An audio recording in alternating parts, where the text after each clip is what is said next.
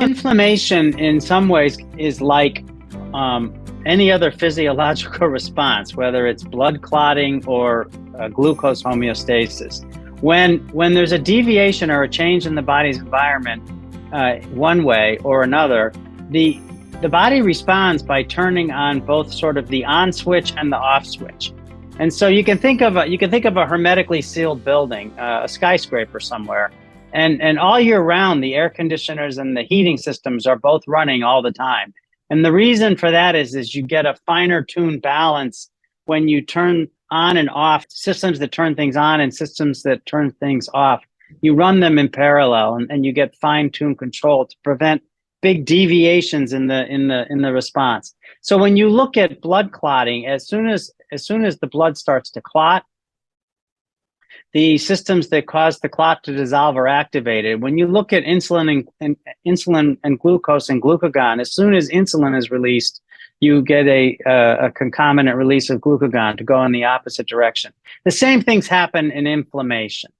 And one of the first things that happens during an early inflammatory response is that the body turns on anti-inflammatory responses. And they come in all different formats. So there are hormonal responses that inhibit inflammation. These include the hormones made by the adrenal gland that are governed by the pituitary gland. You have anti-inflammatory responses made by the immune system itself. Molecules like IL-10 is a cytokine. IL-10 is a cytokine, but it tends to inhibit inflammation rather than cause it.